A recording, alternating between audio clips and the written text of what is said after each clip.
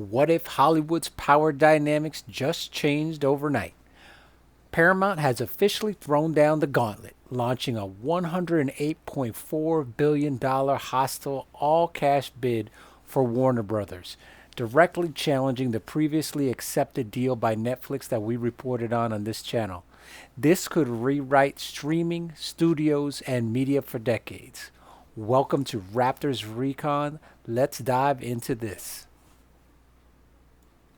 On December 8th, 2025, Paramount Skydance unveiled its hostile tender offer to WBD shareholders, offering $30 per share in cash, valuing the entire company at $108.4 billion.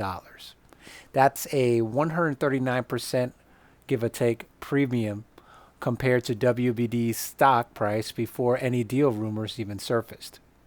What sets this apart? Unlike Netflix bid, which only targeted WBD's studios and streaming assets, Paramount wants the whole shebang. They're looking for the entire company, cable networks, studios, streaming, everything.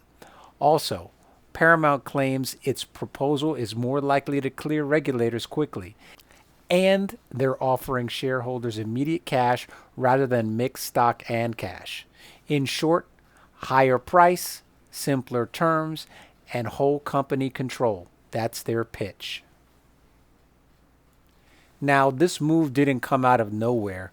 Paramount had previously submitted multiple offers over the past 12 weeks, but they say that their overtures were ignored. Paramount argues that WBD's board acted prematurely in favoring Netflix deal.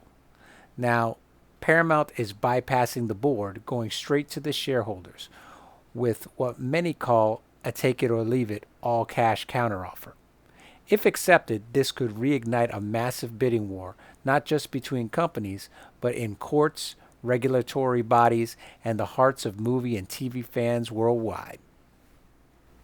So, why should you care? Because the outcome could reshape how media is made and distributed.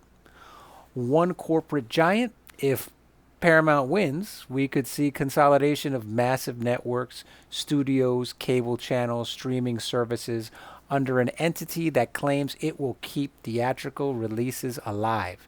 Paramount says its bid protects Hollywood, theaters, and creators. They countering Netflix, which pretty much mostly cares about streaming. I mean, to be honest.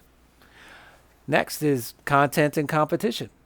A new Paramount WBD combo could mean revived movie franchises, more films in theaters, or it could mean fewer independent voices, more homogenized content. So we got to keep an eye on that.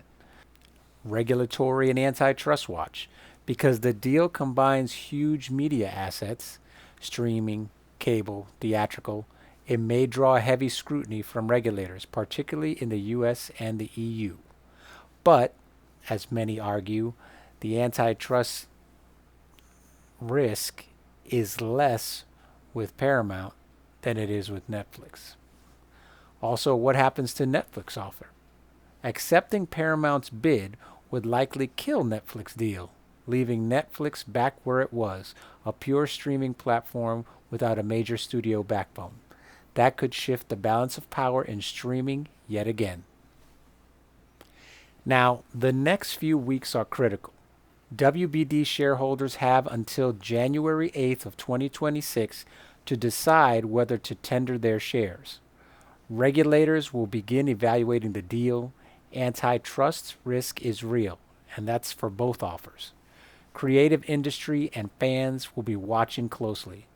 Will the new company champion bold storytelling or lean into safe bets with big franchises? If this deal goes through, everything changes. Movies, streaming, theaters. I mean, folks, this could be the biggest shakeup in Hollywood in decades. Which side are you rooting for? Netflix or Paramount? They both come with their risks. I mean, I talked about in my last video, Netflix has a lot of agenda pushing and subpar content that they push, just for what they are trying to push on us as the viewers. And in the midst of that, they've got some really good work that is sprinkled in the midst of all of that. Paramount, they've got a lot of experience, uh, but at the same time, they also have some risks there, right?